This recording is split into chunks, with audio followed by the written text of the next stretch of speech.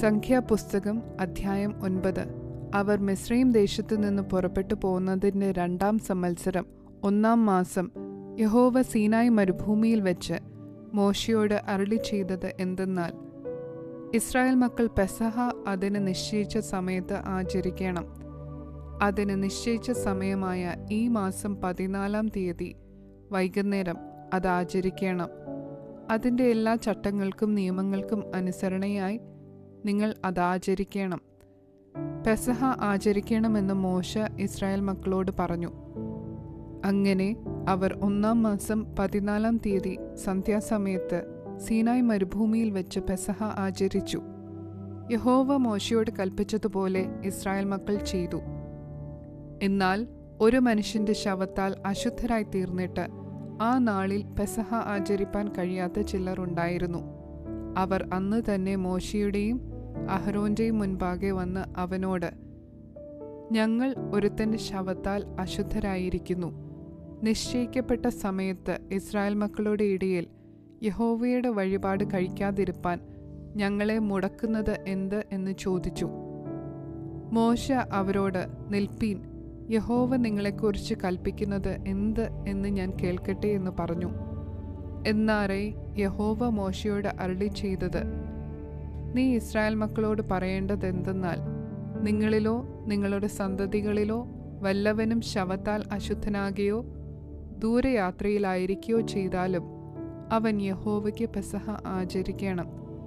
2-ാം മാസം 14-ാം തീയതി സന്ധ്യാസമയത്ത് അവർ അത് ആചരിച്ച് പുളിപ്പില്ലാത്ത അപ്പത്തോടും കയ്പ് ചീരയോടും കൂടെ അത് ഭക്ഷിക്കണം. രാവിലത്തേക്ക് അതിലൊന്നും ശേഷിപ്പിച്ച് വെക്കരുത്. അതിൻ്റെ അസ്ഥിയൊന്നും ഒടിക്കുകയും അരുത്. പെസഹയുടെ ചട്ടപ്രകാരമൊക്കെയും അവർ അത് ആചരിക്കണം. എന്നാൽ ശുദ്ധിയുള്ളവനും പ്രയാണത്തിൽ അല്ലാത്തവനുമായ ഒരുത്തൻ പെസഹ ആചരിക്കാതെ വീഴ്ച വരുത്തിയാൽ അവനെ അവൻ്റെ ജനത്തിൽ നിന്ന് ഛേദിച്ചു കളയണം. നിശ്ചയിച്ച സമയത്ത് യഹോവയുടെ വഴിപാട് കഴിക്കായ്ക കൊണ്ട് അവൻ തൻ്റെ പാപം വഹിക്കണം. നിങ്ങളുടെ ഇടയിൽ വന്നു പാർക്കുന്ന ഒരു പരദേശിക്ക് യഹോവയുടെ പെസഹ ആചരിക്കണമെങ്കിൽ പെസഹയുടെ ചട്ടത്തിനും നിയമത്തിനും അനുസരണയായി അവൻ ആചരിക്കണം. പരദേശിക്കാകട്ടെ സ്വദേശിക്കാകട്ടെ നിങ്ങൾക്ക് ഒരു ചട്ടം തന്നെ ആയിരിക്കണം. തിരുനിവാസം നിവർത്തി നിർത്തിയ നാളിൽ മേഘം സാക്ഷിക്കൂടാരം എന്ന തിരുനിവാസത്തെ മൂടി. സന്ധ്യാസമയം തൊട്ട് രാവിലെ വരെ അത് തിരുനിവാസത്തിന്മേൽ അഗ്നിപ്രകാശം പോലെയായിരുന്നു. അത് എല്ലായ്പ്പോഴും അങ്ങനെ തന്നെയായിരുന്നു. പകൽ മേഘവും രാത്രി അഗ്നിരൂപവും അതിനെ മൂടിയിരുന്നു. മേഘം കൂടാരത്തിന്മേൽ നിന്ന് പൊങ്ങുമ്പോൾ ഇസ്രായേൽ മക്കൾ യാത്ര പുറപ്പെടും. മേഘം നിൽക്കുന്നിടത്ത് അവർ പാളയമിറങ്ങും. യഹോവയുടെ കൽപ്പന പോലെ ഇസ്രായേൽ മക്കൾ യാത്ര പുറപ്പെടുകയും യഹോവയുടെ കൽപ്പന പോലെ പാളയമിറങ്ങുകയും ചെയ്തു. മേഘം തിരുനിവാസത്തിന്മേൽ നിൽക്കുമ്പോഴൊക്കെയും അവർ പാളയമടിച്ച് താമസിക്കും. മേഘം തിരുനിവാസത്തിന്മേൽ ഏറെ നാൾ ഇരുന്നു എങ്കിൽ ഇസ്രായേൽ മക്കൾ യാത്ര പുറപ്പെടാതെ യഹോവയുടെ ആജ്ഞ കാത്തുകൊണ്ടിരിക്കും. ചിലപ്പോൾ മേഘം തിരുനിവാസത്തിന്മേൽ കുറെ നാൾ ഇരിക്കും.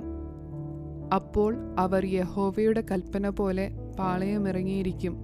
പിന്നെ യഹോവയുടെ കൽപ്പന പോലെ യാത്ര പുറപ്പെടും. ചിലപ്പോൾ മേഘം സന്ധ്യ മുതൽ ഉഷസ് വരെ ഇരിക്കും. ഉഷകാലത്ത് മേഘം പൊങ്ങിയെങ്കിൽ അവർ യാത്ര പുറപ്പെടും. ചിലപ്പോൾ പകലും രാവും ഇരിക്കും. പിന്നെ മേഘം പൊങ്ങിയെങ്കിൽ അവർ യാത്ര പുറപ്പെടും. 2 ദിവസമോ 1 മാസമോ 1 സംവത്സരമോ മേഘം തിരുനിവാസത്തിന്മേൽ ആവസിച്ചിരുന്നാൽ ഇസ്രായേൽ മക്കൾ പുറപ്പെടാതെ പാളയമടിച്ച് താമസിക്കും. അത് പൊങ്ങുമ്പോഴോ അവർ പുറപ്പെടും. യഹോവയുടെ കൽപ്പന പോലെ അവർ പാളയമിറങ്ങുകയും യഹോവയുടെ കൽപ്പന പോലെ യാത്ര പുറപ്പെടുകയും ചെയ്യും. മോശ മുഖാന്തരം യഹോവ കൽപ്പിച്ചതുപോലെ അവർ യഹോവയുടെ ആജ്ഞ പ്രമാണിച്ചു. മോശ